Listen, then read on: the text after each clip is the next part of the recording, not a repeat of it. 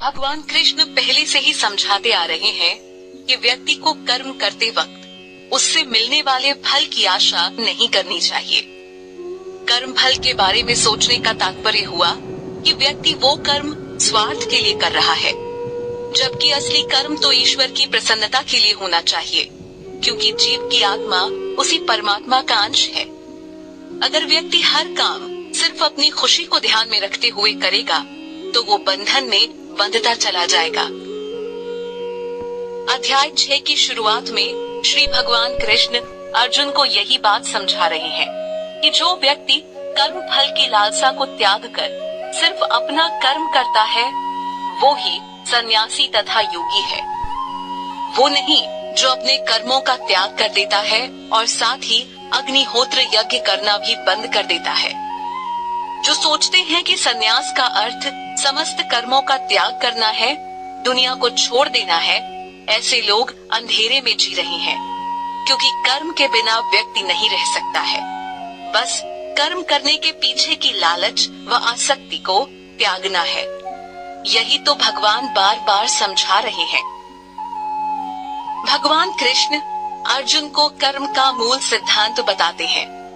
वो अर्जुन को कहते हैं कि जिसे लोग सन्यास कहते हैं तो उसे ही योग समझ, क्योंकि सन्यास का सही मायने में अर्थ हुआ कर्म फल से जुड़ी आसक्ति को त्यागना। यहाँ भगवान कृष्ण ने सन्यास और योग को एक समान बताया है। एक सन्यासी को त्यागी के रूप में देखा जाता है, ठीक उसी प्रकार एक कर्म योगी में भी त्यागी होता है। जो भी व्यक्ति ऐसा करने में असफल है उसे योगी नहीं कहा जा सकता। महज कर्म का त्याग करके ही कोई योगी नहीं बन जाता। योगी बनने के लिए एक अलग योग्यता चाहिए, त्याग भाव होना चाहिए, पर कर्म फल के प्रति न कि कर्म के प्रति। कर्म फल से संन्यास लिए बिना कोई योगी नहीं बन सकता और न ही आध्यात्म जगत में उन्नति कर सकता है। इसी बात को समझने में एक अज्ञानी व्यक्ति मात खा जाता है। उसके अज्ञान को हटाने के लिए ही भगवान ने भगवत गीता रूपी इस गीत को दोहराया है। आरंभ में योग मार्ग पर चलने वाले व्यक्ति के सामने कर्म को एक साधना के रूप में प्रस्तुत किया गया है। एक बार व्यक्ति योगारूढ़ हो गया तो उसके बाद उसके लिए संकल्पों का त्याग करना ही कल्याणकारी होता है।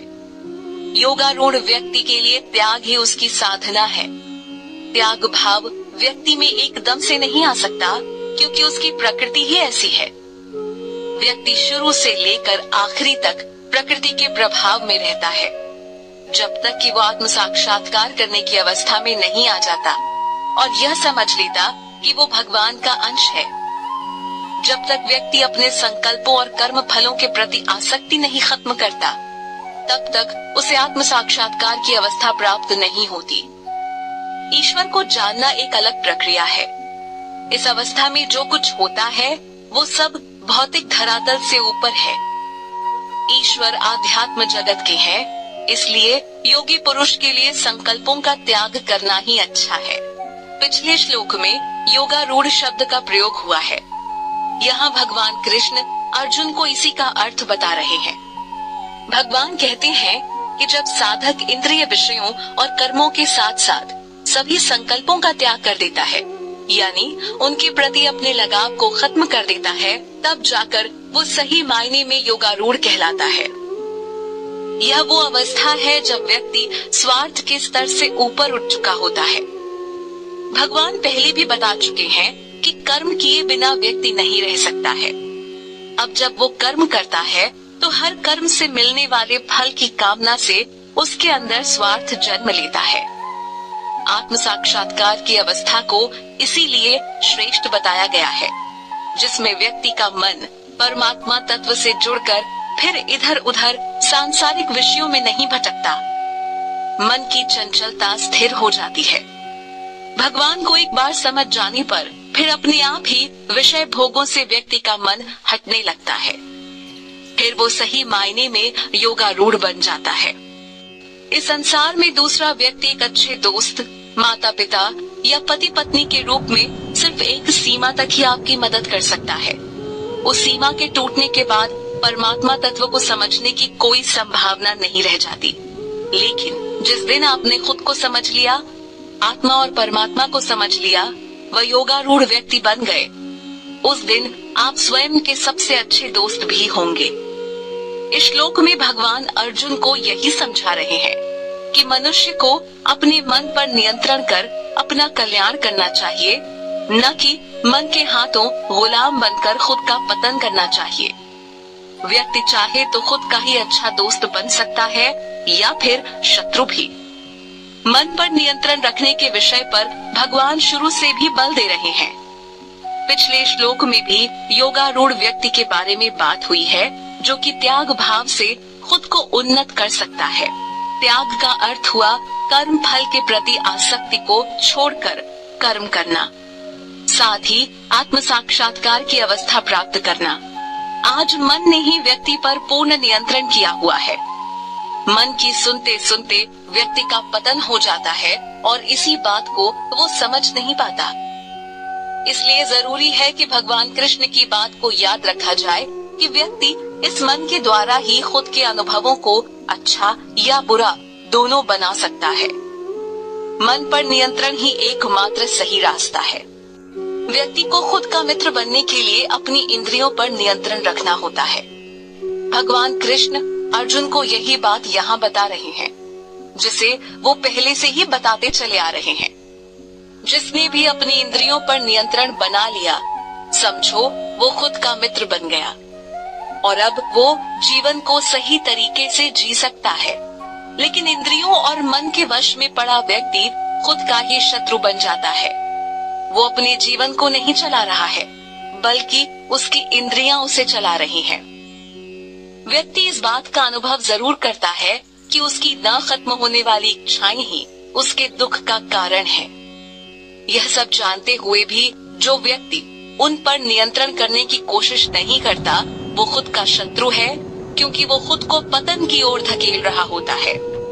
मन पर नियंत्रण रखने वाले व्यक्ति का स्वभाव आम व्यक्ति से पूर्णतया अलग होता है। मन के वशीभूत व्यक्ति हमेशा अशांत रहता है। इस श्लोक में भगवान अर्जुन को बताते हैं कि जिसने अपने मन पर नियंत्रण कर लिया है, वो सर्दी गर्मी, सुख दुख तथा मान अपमान जैसी परिस्थिति में शांत रहता है। बाहरी हालात उसकी शांति व खुशी को बाधित नहीं करते हैं। ऐसा इसलिए होता है क्योंकि वो परम सत्य को स्वीकार करके उसके अनुसार ही चलता है। ऐसी अवस्था प्राप्त कर लेने वाले पुरुष को परमात्मा प्राप्त होते हैं, यानी उसमें परमात्मा आत्म रूप में विद्यमान होते हैं।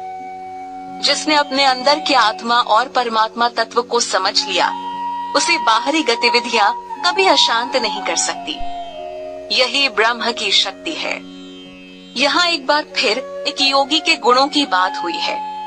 श्लोक में भगवान बताते हैं कि जिस व्यक्ति का अंतःकरण ज्ञान और विज्ञान से भरा है, जिसने कृष्ण प्रेम की अनुभूति कर ली है और जिसने इंद्रियों को नियंत्रित कर लिया हो, साथ ही जो मिट्टी के ढेले, पत्थर और सोने को एक समान दृष्टि से देखता है, ऐसा व्यक्ति ही सही मायने में योगी है। एक आम व्यक्ति के लिए बेशक मिट्टी की तुलना में सोना और सोने की तुलना में हीरा श्रेष्ठ हो सकता है, लेकिन कृष्ण प्रेमी के लिए यह सारी वस्तुएं मात्र भौतिक हैं और बंधन का कारण हैं। उसके लिए तो आत्म तत्व से बढ़कर और कुछ भी नहीं।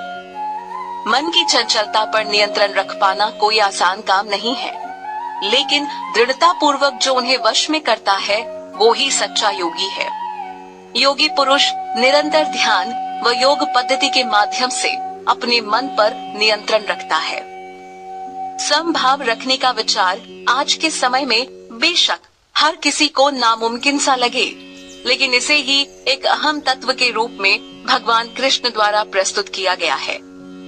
भगवान कृष्ण अर्जुन को बताते हैं कि जो व्यक्ति शुभ चिंतक, दोस्त, दुश्मन, पक्षपात रहित, मध्यस्थ, धर्मात्मा और दुष्ट पुरुषों को समभाव की दृष्टि से देखता है, तो वो ही श्रेष्ठ पुरुष है। परम सत्य के अभाव में व्यक्ति का मन दूषित हो जाता है, जिसके चलते वो सबके प्रति समभाव नहीं रख पाता। उसके लिए उसका परिवार ज्यादा महत्वपूर्ण होता है, तो कभी कोई दोस्त ज्यादा महत्वपूर्ण बन जाता है। भेदभाव की नजर से ही वो सबको देखता है क्योंकि वो सब में अपने को नहीं देख पाता।